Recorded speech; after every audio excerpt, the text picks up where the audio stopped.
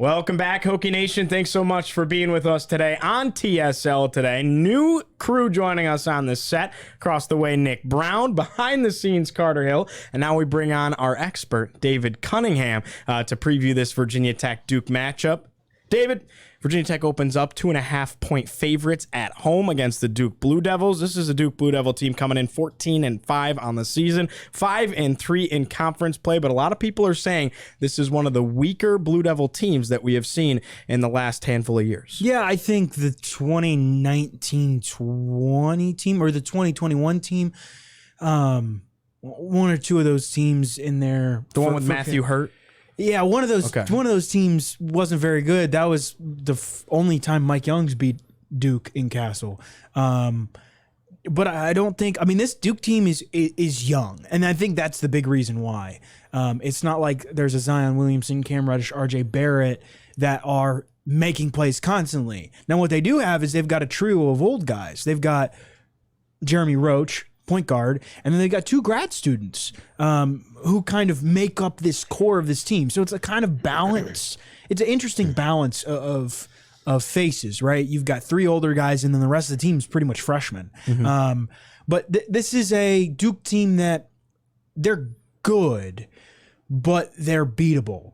And Duke barely escaped on Saturday with a win over Miami. It was a 2-point win in Cameron Indoor. Won 3 of its last 4. The loss came at Clemson, which of course is where Virginia Tech lost on Saturday. So, you know, this Duke team is beatable, but there are going to be some interesting keys to the game. And, you know, Virginia Tech is good against Duke in recent history in Blacksburg. Won 4 of the last 5. Yeah. So, and the Hokies won the last meeting, which of course came in the ACC championship game in Brooklyn. I think the biggest thing on this Duke team that people, I guess, if you just follow Duke basketball briefly, like all of college basketball does, you know Kyle Filipowski is the star freshman for him. So that could be Justin Mutt's assignment today? I would assume so, or I would assume that they'll put Mutts on it, but I'd be curious because Clemson actually went after Mutts. Yeah. And Mutts got exposed a little bit. And I'd be curious to see how they guard Filipowski. He's really dangerous on the glass, averages 9.5 rebounds per game, which is top 5 in the conference. Duke is the best rebounding team in the conference. Mm-hmm. That is going to be key. Rebounding is going to be key. Now, Tech, they're top 30, 40 in the country in offensive rebounds. Duke is. Tech allows the third lowest, fewest margin in the ACC. So that's a plus. Tech's going to be good on the glass, but yes, I think who guards Kyle Filipowski, or whether they use a kind of a trio of Lynn Kidd, Grant Basile, Malaysia Poteet. I think the interesting question is, do you want to trust Justin Mutts, or do you want to trust a trio of guys? Because it's likely that one or the other is going to end up at foul trouble at some point. And which one do you want to have on the floor? And I think in a lot of games, we've seen a guy like Grant Basile get in foul trouble. Yeah. So how Tech balances, how Mike Young balances that is going to be really interesting. And they've got some other tall guys too, like Derek Lively is just one example. Yeah. One thing that, and you brought it up, that sticks out like a sore thumb when you look at the paper here is Duke has a serious height advantage at about every single position over Virginia Tech. Going through their starting lineup, Tyrese Proctor, 6'5", which Jeremy Roach might start. I'm not sure. Proctor has started the last couple. Roach played against Miami, but Proctor did start that game. So Roach missed 3 games. He is back from injury, but he did not start against Miami. So for whatever that's worth, that's something to look out for tonight. Dariq Whitehead, 6'7", Mark Mitchell, 6'8", Ryan Young, 6'10", Kyle Filipowski, 7 foot. Coming off the bench, Jacob Grandinson is 6'6", and then when you compare that to Tech's tallest player on the floor in the starting lineup is going to be Grant Basile at 6'9". I mean, there's a serious height advantage. Lynn Kidd's their tallest player at 6'10". I mean, Duke's just got an advantage there. How much do you think that could play a factor into this game? I think it will be big. Tech's going to have to limit him in the paint. I mean, this Duke team is okay from 3. They're actually they're about let's see, they are 13th in the league in 3-point percentage. Yeah, I mean, this Duke team's okay. There have been better Duke 3-point shooting teams, and John Shire was probably a part of them. Yeah, I think this matchup's very interesting because I think a lot of it will come down to what Virginia Tech does on the offensive end.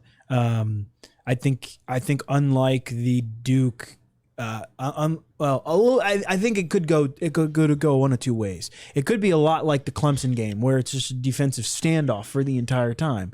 But I feel like it's due for a little bit of an open game where shots are going down. I think Duke's offense is going to be really interesting to see how everything matches up. Because if Virginia Tech ends up in foul trouble, this game could turn on its side real quick.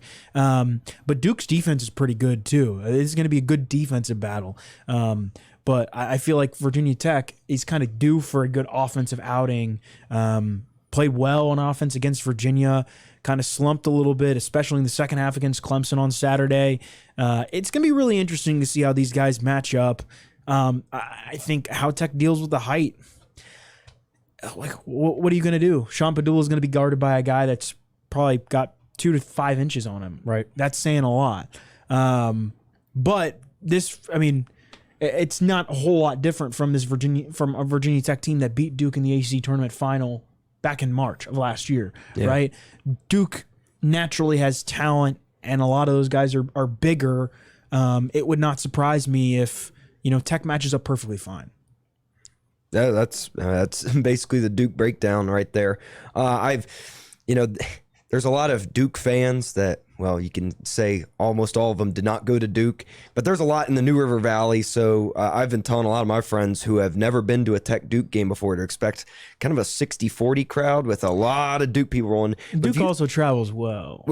They travel from Roanoke, yeah, in Christiansburg. But the biggest thing, talking to a lot of those Duke fans, unfortunately, my girlfriend's family is one of those Duke families, and they all said that this is just kind of one of those, it's so weird with the one and dones, the ups and downs.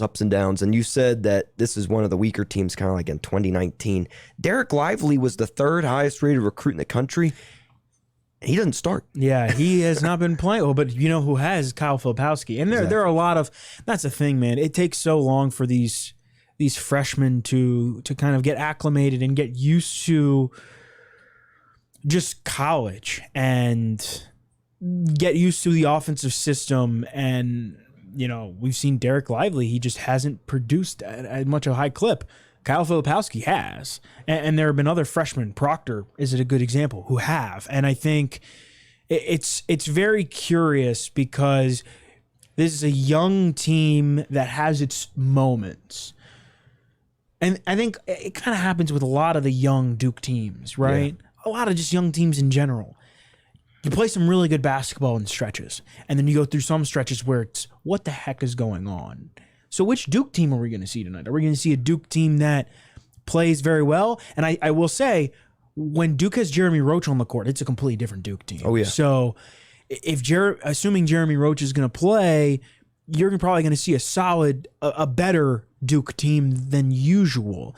Roach is probably going to be the X factor, especially for Duke specifically, just because the way he controls the game. He's the veteran presence, and Duke has talent. Duke has guys that can play good defense and make shots, but he's the engine. And I think Sean Padula has to have a really good game for Virginia Tech on the other side because Padula was average against Clemson, and Clemson was missing Chase Hunter, starting point guard. Yeah. Kihei Clark had Sean Padula's number in Charlottesville. This is a moment, big Monday game for Sean Padula. Can he step up and kind of meet those expectations, play like everybody expects him to play? David, can we get a score prediction out of you for tonight? Oh, score prediction. It's hard in basketball. I know. Really hard in basketball. 67-65. Duke. Oh, man. And I will say, if Tech fans are worried about Duke coming in seeking revenge for that ACC title, None of these guys were here. Jeremy last year. Roach. Literally, yeah. you're not going to recognize a single guy except Jeremy Roach on that court tomorrow or tonight. I mean, that's how Duke is. Yeah, I do think it'll be an interesting battle. It'll be the first game back for all the students. I think it should be a great atmosphere, and most Tech Duke games in Castle Coliseum are. Yeah. It's gonna be a good one. I think it'll be down to the wire. I mean, it's kind of one of those things. Tech. I think my gut tells me that Tech has a chance, and I think Tech has a good chance to get back over the hump.